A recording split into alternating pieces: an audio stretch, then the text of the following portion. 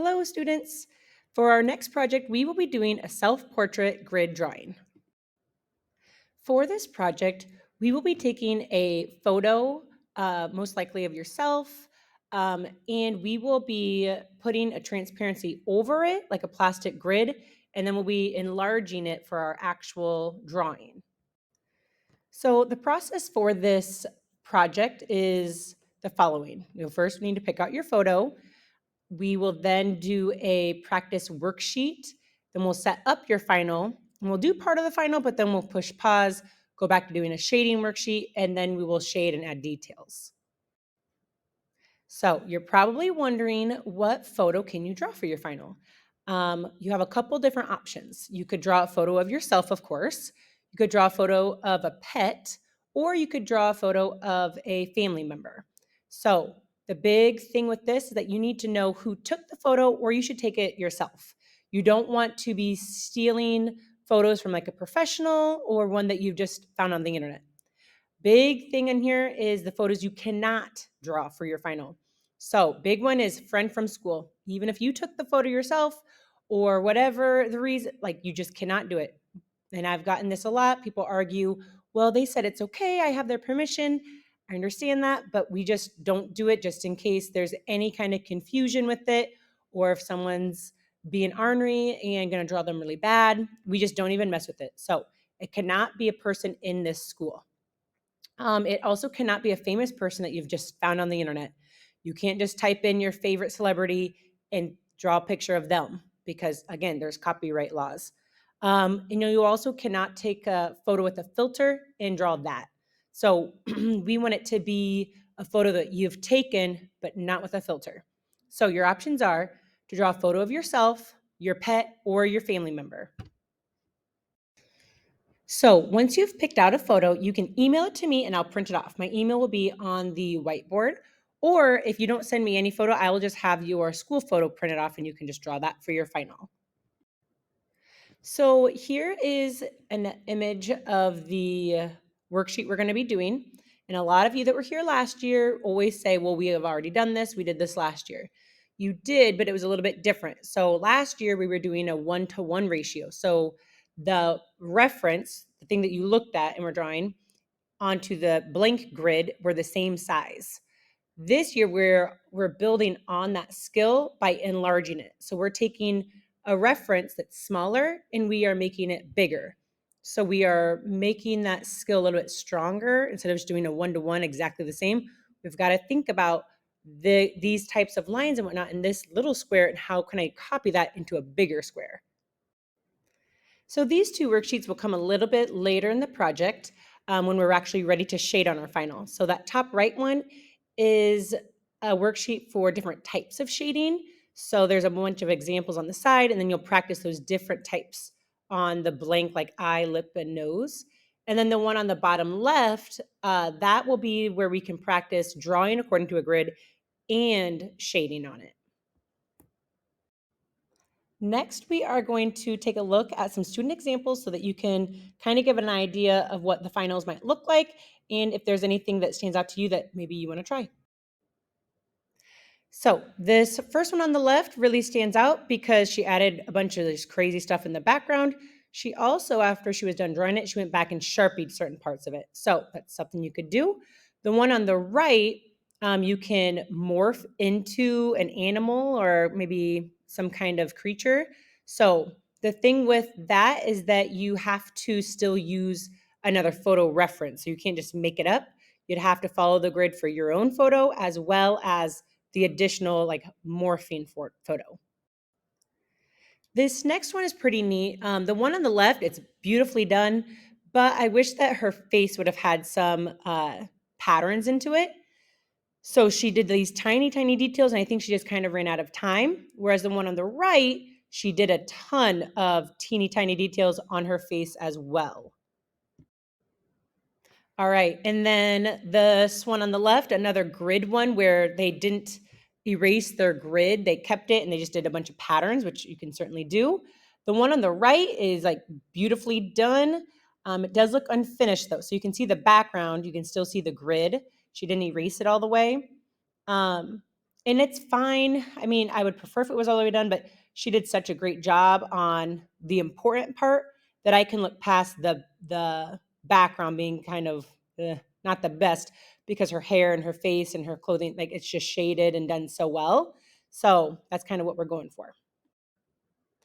So this one on the left, they morphed into, I think it was like a tiger or something, but both the tiger as well as him are beautifully done. I love the shading in his hair, the very top.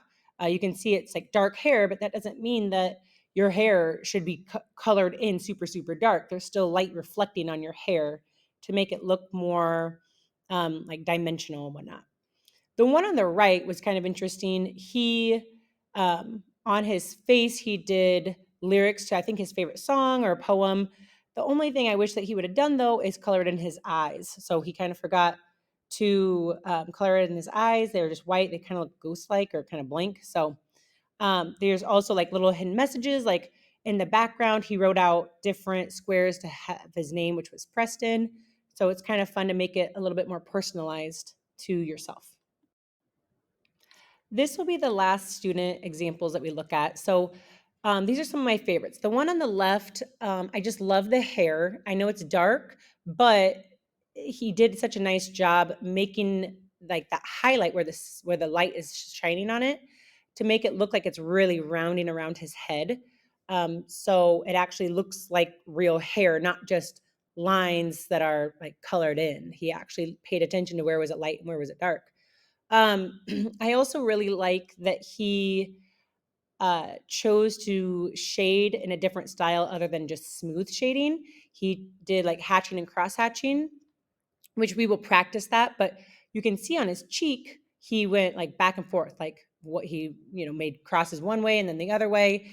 And then up on his cheekbone, he lightened that up or didn't overlap as much. So it looks like it's lighter. So he really paid attention on the light and dark areas and shaded accordingly. So I really like that. And above anything else, I just love the strong emotion that he portrayed in this photo. The one on the right, I also enjoy and can appreciate, but I really wish that he would have shaded his face. It just looks flat.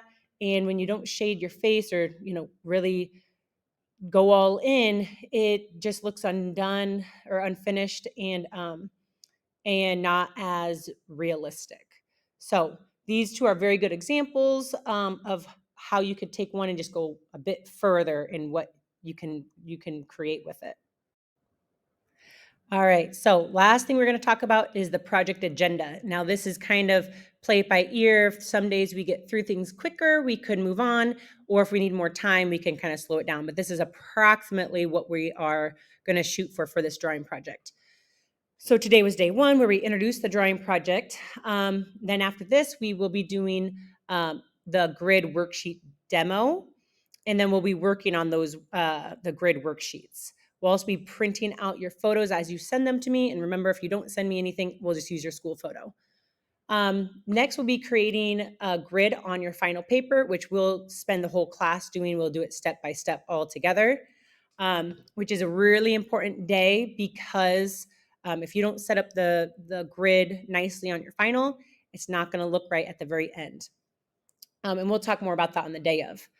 So then after that, we'll spend a day just finishing our worksheets and finishing creating the grid on the final. We'll also be taping the transparency of the clear grid, like plastic sheet, onto your photo reference. And then I have here that day 5 and 6 are for contour lines, which is your outline. So we'll look at your photo and go square by square with the outline of your photo reference. And then on those 2 days, if you get done fast, you can erase the grid if you have time. If not, no big deal. Then we will be watching a shading video and then a shading demo video as well and working on shading worksheets. So we kind of push pause on our final. Once we are like pretty confident with our outlines, we draw our outlines, we'll push pause, move on to shading.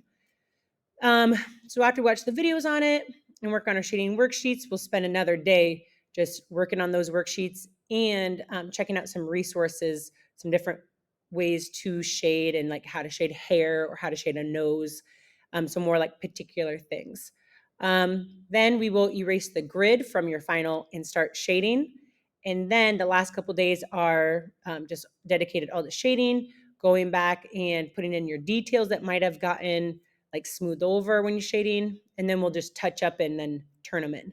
So if you guys are ever gone, you can kind of like see what we would have been doing, could catch up during study hall. Or if maybe you need a lot of time, you could work on it during study hall, or most people can just get it done in class. So um, a lot of people are scared of the drawing project, and I completely understand why, because it's hard to make something look like the way that you want it to. But it's hard to make something look the way that you want it to, because you have an idea in your head what you want it to look like, and then when you put it on paper, it doesn't look like that, and it's very frustrating. That's one of the reasons we do this grid project, because you can draw anything if you look at a grid and copy it just one square at a time. So it's just breaking it down into smaller chunks instead of getting overwhelmed with the big thing. So if you do your practices, your worksheets, and you create your grid on your final correctly, and you actually follow it one square at a time, it will look like you, I promise. It is not about whether you were good or bad at art or at drawing. It is literally, can you look at one square, just that one, and copy it over? Because if you just look at one square, anyone can draw curved and straight lines. You do that when you write your name. So if you can write your name with curved and straight lines, you can make an outline that looks like you. It's just a matter of following the information from one reference to your final.